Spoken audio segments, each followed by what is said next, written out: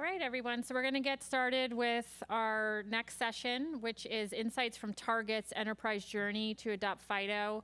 If you attended Authenticate last year, a virtual show, we got to hear a little bit about what Target was doing with regard to their journey to enable FIDO for their enterprise users.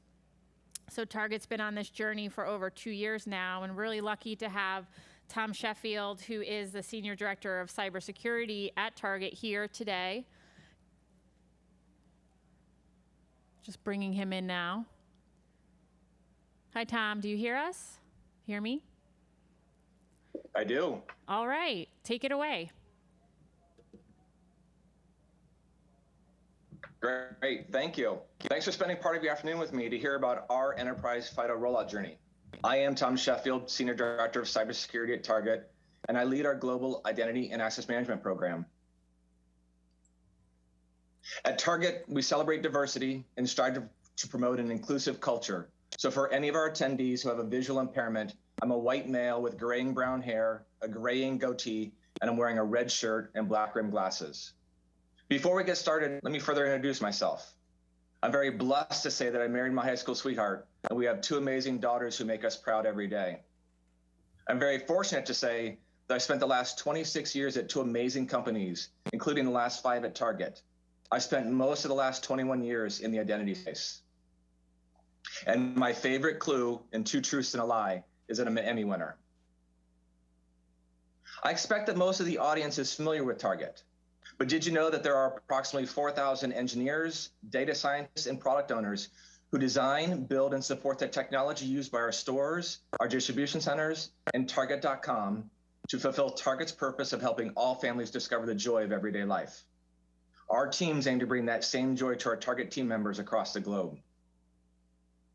By the end of my talk today, I expect that you will understand how to determine when the time is right for you to begin your FIDO adoption journey, hear about some of our lessons learned along our path, and learn about some of the metrics that you might find valuable to guide you along your journey. Before we get going too far, let me give you a little context of how this all started over 5 years ago. Target's identity vision is built on 3 core tenets. We want to simplify technology. We want to take advantage of modern engineering capabilities, including cloud and DevOps, and to leverage open standards for flexibility and interoperability. We want to enhance security. We recognize the inherent weaknesses in passwords and the need for strong authentication capabilities. And we want to improve user experience. We want to increase productivity while also enabling our team members to do their jobs securely and in a compliant way. Secure by default is our design pattern, eliminating the security versus speed or productivity trade-off that many of our team members sometimes have to make. Now, if there is only a standards-based, secure authentication model to eliminate passwords, Hello, FIDO. As you're likely aware, FIDO is a standards-based, phishing-resistant, cryptographically backed strong authentication solution. It is the password killer. At Target, we've been leveraging FIDO via security keys and Android mobile devices as a second-factor authenticator and our risk engine since 2019. Our next step is to naturally reduce our dependency on passwords by leveraging FIDO as a primary authenticator. We call our program Fingerprint ID, as we promote it internally within the organization. In the near future, we hope to leverage FIDO directly from within our enterprise native mobile applications. We've been working towards our goal of leveraging FIDO and biometrics as a primary authenticator since 2020, and felt that 2021 was the year for us to make our move. As we defined our identity goals for the year, our objective was to bring joy to our users. One of the key results that we identified is that 80% of our targeted users adopt fingerprint ID by the end of the year. Now, let me explain what I mean by targeted users. A targeted user specifically is somebody with a capable device, meaning has a fingerprint sensor and the appropriate operating system. However, there's one important thing to note. Our fingerprint ID capability is not exclusive to our targeted population. Target supports a bring your own key model, so any FIDO certified device or security key can be used with our FIDO server. We see our stores and distribution center team members use personal mobile devices to access our HR and pay and benefits applications via fingerprint ID, for example. You may also be wondering why enterprise versus guest. This was an intentional decision to provide a seamless security experience for our team members, aligned directly with our security vision. We also have more control of the device. We know who has a capable device, so we know who to target for adoption. And then finally, within the enterprise, there's more opportunities to experiment. We can use what we learned in our enterprise as we think about a guest rollout in the future. As we've considered why do we want to start now, we looked at it from two lenses. The first is an external lens. These are applicable across the board to everybody. FIDO2 plus web authentication is the password killer. Coupled with the fact that over the last couple of years, we've seen a significant increase in adoption and support for FIDO across major operating systems, browsers, and device manufacturers. As you consider external factors, there is no better time to begin your journey to adopt FIDO than right now. However, you also have to consider your internal ecosystem. For us, there were several factors working in our favor. Now, I'll preface this by saying that these likely will not directly apply to you, so you need to consider your ecosystem and identify your own factors as you make your assessment. The first is our culture. We have a culture built on innovation. That's why we built our own FIDO server. We're an engineering-first environment. We have an investment in cybersecurity and identity. In addition, we've been prepping for this for over 3 years now. In partnership with our desktop engineering team, we've been working to replace all laptops as they go through the lifecycle processes with laptops that are capable, meaning they have that fingerprint scanner and the appropriate operating system. Over 90% of our HQ devices right now are capable for fingerprint ID. The other thing that's working in our favor is our enterprise authentication platform. This is made possible because we anchored to technology modernization and open standards within our identity vision. There are 3 core enablers in our enterprise authentication platform that we leveraged. First, we have a single identity store. All of my users have a single username and password. This makes it very easy to roll this out because it's available right away for their only account. We also have a customized login service. This gives us full control of the registration flow and the authentication flows as we attempt to modernize and tweak our rollout structure along the way. We've been able to iterate and pivot and make changes. And finally, we have hundreds of applications integrated via SSO. Collectively, this enterprise pattern enabled us to create instant value for our team members because it enabled a consistent experience for them as soon as we launched. Fingerprint ID was automatically available for most of the applications that they used every day. In addition, every new application we launch is automatically capable of leveraging fingerprint ID. As we looked at our program goals, our overall goal was to maximize adoption by team members who can use it. In order to get there, our focus was on 3 things. We had to drive awareness.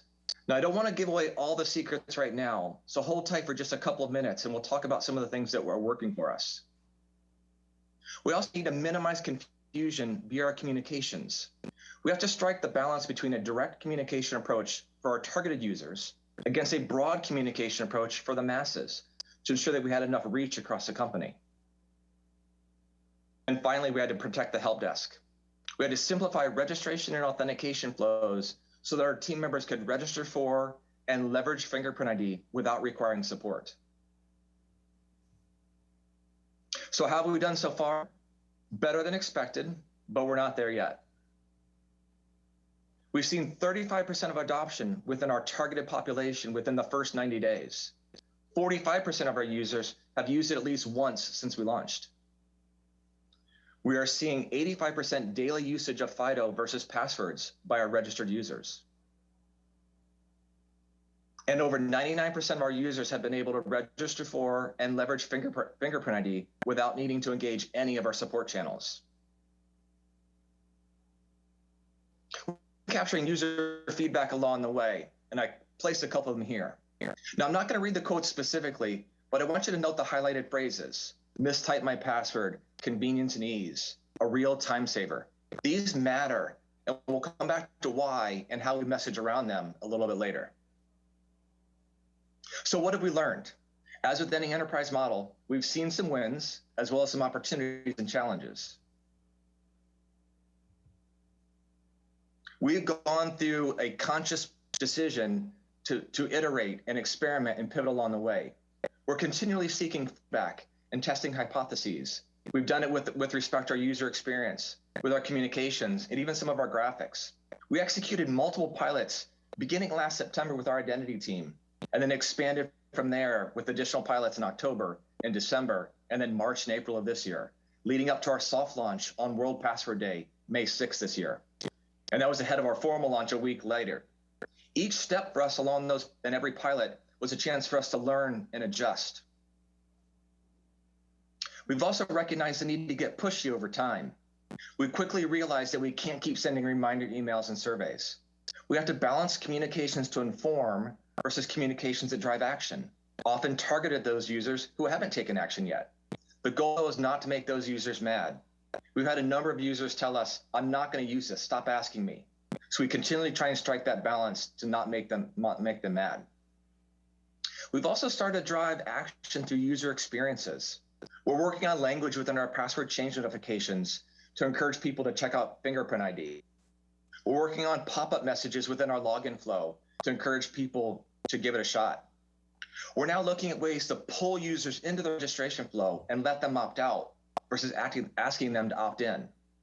How many times have you skipped a login prompt because you just needed to get something done in that moment and didn't have time to pay attention? And previously, we used to skip users if they ignored a prompt, and then we'd follow up later with them with another email reminder. Now we're working on ways to reprompt them every few days. We also recognize the importance of partnering. We're partnering with key applications to promote adoption across the environment. We've identified a handful of engineering applications within our target tech organization that weren't integrated into our enterprise authentication pattern. We're now working to get those integrated into that pattern so that fingerprint ID is naturally available for all their users. We're working on cross-promotion opportunities. October is Cybersecurity Awareness Month. So in partnership with our security awareness and training team, we've worked to get messaging around fingerprint ID into our training materials. We've also launched various in-application banners and different FAQs and guides for some of our widely used applications, including Workday. And then finally, we're seeking prominent placement on various hub pages where we can reach a very wide audience. We've also focused on process integration.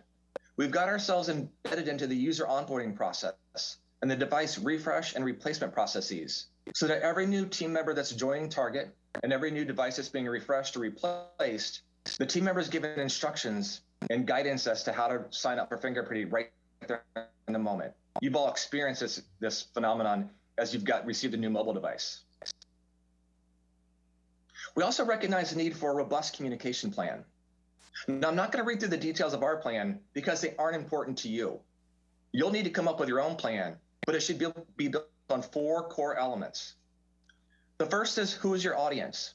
What's their level of sophistication? What's their level of technology understanding? How would they receive this? How would they receive this message? The second one is the messaging. What are the key messages that you want to deliver to each part of your audience?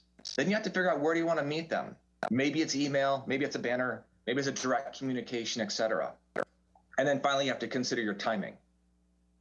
Once you know who you want to reach and what you want to say to them, then you have to figure out how to say it so that's impactful. And that's where marketing and branding become critical. Now, we all recognize that images grab attention. They're flashy, but they also provide context and they incorporate your key messages. We came up with a couple of web and email banners, which provide consistent messaging across our portal and many of our partner sites for cross-promotion. We identified a couple of login banners, such as the one you see here. These are animated graphics to catch people's attention. Again, also incorporating our key messages. And then finally, you have to make it fun. So we launched some stickers. At Target, we run in a product model, and we often joke that before any code is written for a new product or capability, the first thing you do is come up with a new product name or acronym. Then you come up with a logo or design, and then you slap it on some swag. So like everybody else, we created our stickers. We've now deployed over 1,000 across the organization, specifically to new team members joining and in those boxes when new laptops are sent out. But as important as images are, we recognize that words mattered more. See, words tell a story that grab people's hearts and their heads. The stories that we told in our communications were focused on different elements of fingerprint ID.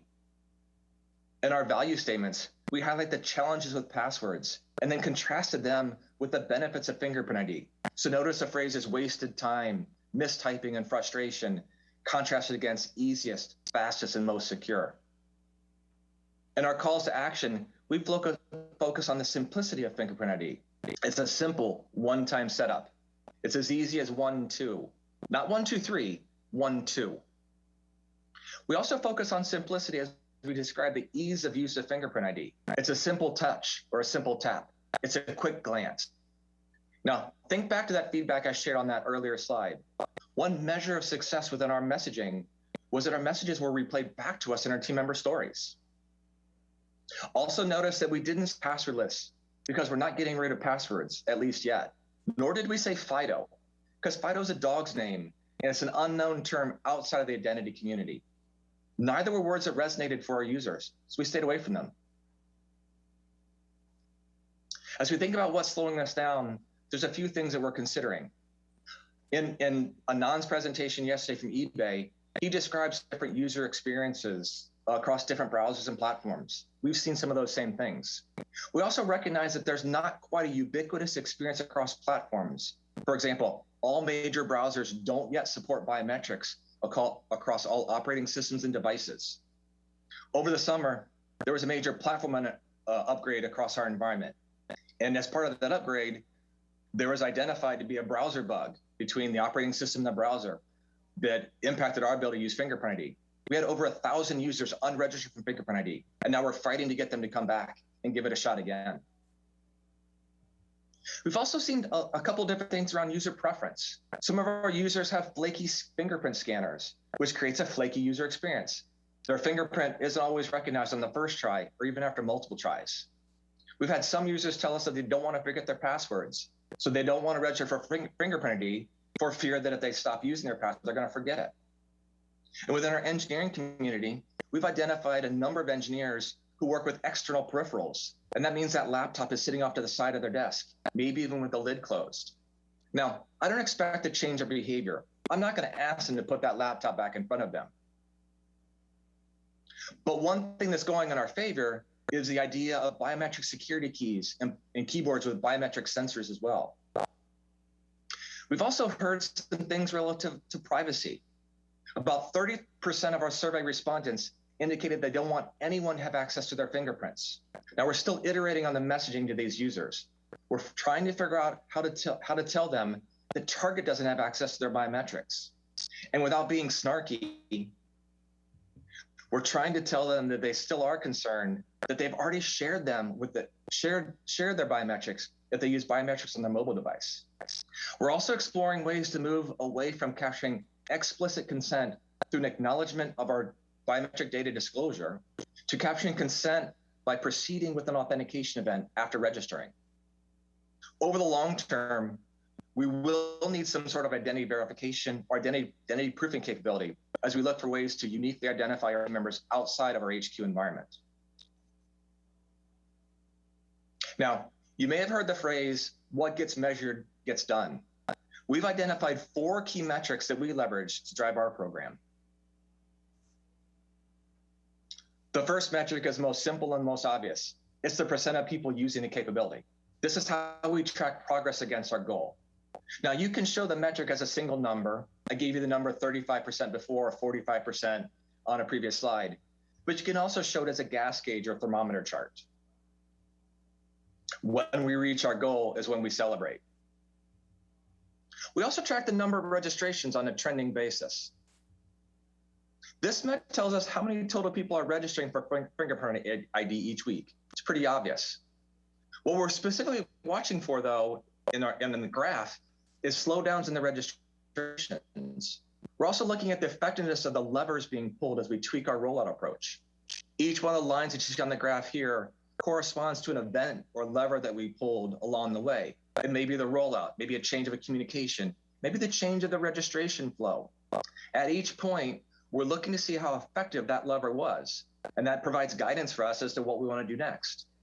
As we see the graph slow down, we're then deciding what do we want to do next to try and increase adoption. So you can see we went up and then went down and kind of a little peak again and came back down. We continue to iterate through this on almost a weekly basis. One of the other metrics we look at is usage over time. And this is going to help us understand the overall usage of fingerprint across the environment. This metric tells us of the total population of all logins through our enterprise login service, what is the percent of the population using fingerprint ID each day? What we're watching for here is critical mass of user authentications to flip to fingerprint ID from passwords.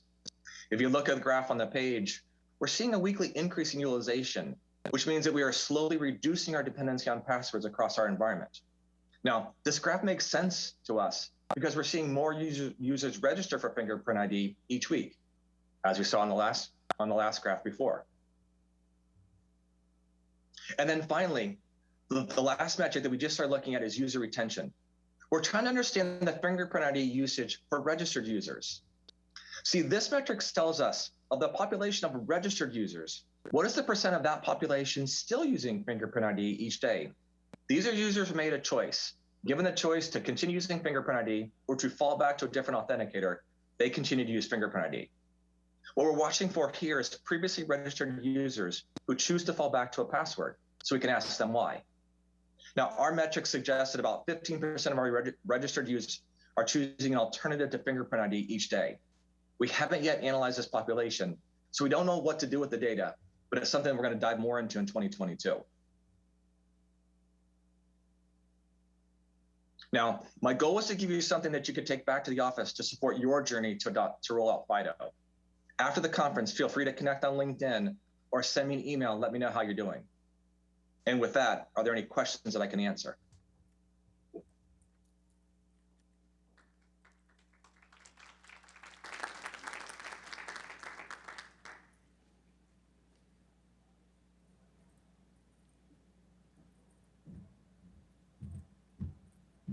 Thank you, Tom, so much for that presentation. And that was a lot of information that you shared. So we really appreciate that. We do have a fair amount of questions. I just wanted to start just to see if anyone in the room had a question before we dive into the online questions. Okay. So the term fingerprint ID, and then you consciously chose that for the branding and the use of the fingerprint, but are there devices that support other forms of biometrics that your users are able to leverage? This is kind of a multi-part question, so that they're able to leverage. And for those people that can't leverage fingerprint reader for whatever reason, are you supporting other forms of authentication? And then if so, does the term fingerprint ID then become confusing to some of your users? Yeah, it has. It's a great question. We do support multiple forms of authentication, specifically platform-based authenticators, mobile devices, laptops, et cetera. You're really highlighting one of the things that we struggle with along the way, because our targeted population were target team members in the enterprise with capable devices. Fingerprint ID resonated really, really well with those users. But as we expanded this externally and let our stores team members, and frankly, myself as well on my personal devices, right, access some of the applications via biometrics, right, we quickly realized some of the gaps. We haven't quite figured this one out yet. The fingerprint ID brand has stuck so far, and it is resonating. It is something that's being repeated back to us. So we're trying to find that balance as we continue rolling out to those wider populations as we start going across our stores and distribution center where we have hundreds of thousands of team members. Okay, thank you. Yeah, I think I don't know if you were online today, but we had a session on our UX guidelines, and we did some user testing around the platform authenticators, and it was really interesting that most folks saw the fingerprint icon and sort of equate that with biometrics in general. That's sort of what we found. So that was it seems to be kind of similar to the approach that you're taking with some of your imagery. Okay, so thank you so much for that. For those users who are saying no, I will not do this. Are you getting any feedback as to what the hesitation is? I know you mentioned earlier people are actually afraid of forgetting their password, but is there anything else that you've been hearing with regard to the hesitation for those folks? Yeah, we've collected so much feedback along the way. Again, it comes back to some things I talked about in the presentation. Privacy concerns, forgetting their password. There are some applications that people use that we don't yet touch, or because they're not yet integrated into our enterprise authentication pattern. So for those users, they don't see a value, or they specifically want that application onboarded first, right? I use this application more than others, so when you get this one, then I'll come on board. The user preferences, the laptop lid was a big one. I could never tell an engineer, change the way you work just to make our solution work. We did, however, work with an engineer who procured his own biometric-enabled FIDO key, got it to work, and then shared with us the instructions. So we now promote that key as an alternative for anybody else that's also in that same situation. Thank you. Okay, so increasing the adoption. So this is specifically asking me if you tried to use something like gamification, like showing each user a security score or something like that. But just more generally, if you have anything that you're working on with regard to increasing adoption, that would be helpful to learn about. We haven't done anything with gamification, but again, going back to the presentation, we continue to try and drive ways to identify ways to drive users into the process and then let them opt out. We were a little passive to start because we didn't quite know how it was going to go. We're now trying to be a little bit more pushy, as I said before, to encourage them to give it a shot. So, how do we entice them through words on the screen, actions, et cetera, to maybe either pull them in or let them come in on their own in a different flow. The slide that you shared with regarding the messaging was great, but it was a little hard to read what each of those messages were. But it looked, maybe you can reiterate what those were. But it kind of looked like there's a focus on simplicity, where the security aspect is mentioned, but it's not, the greatest benefit that you're providing. Can you talk a little bit more about how you made the choice with the messaging and how that worked within your organization to come to those conclusions? Yeah, during some of the analysis before, as the program was launching, one of the complaints that our team members had was around the speed of logging in, or the number of times that they had to log in. And then if it's a slow process, the more you have to log in, the more painful it becomes. So simplicity and speed became a couple of the messages that really resonate with our users, and we anchored towards those along the way. We tried to highlight the benefits, again, compare and contrast, right? The pain with passwords, historical pain with passwords, with the ease of using them along the way. Right, that makes sense. And then with regard to the target guests, is there anything that you want to say about Target's plans to offer FIDO for online for your guests and purchasers online? Yeah, we continue to have conversations with our digital team. We've done some proof of capability type work in that environment, and the pandemic, frankly, has thrown us for a loop. We continue to try and meet our guests where they are. Our goal is to make Target the safest place to shop in America. And so we've invested a lot of our digital time on our digital capabilities to fulfill that goal. And I think it's something in 2022 I think we'll look a little bit closer at. All right, thank you so much. I think those were all the online questions. Does anyone have a question in the room? All right, if not, let's all thank Tom Sheffield for his time today. Thank you so much, Tom. That was a wonderful presentation. Thank you.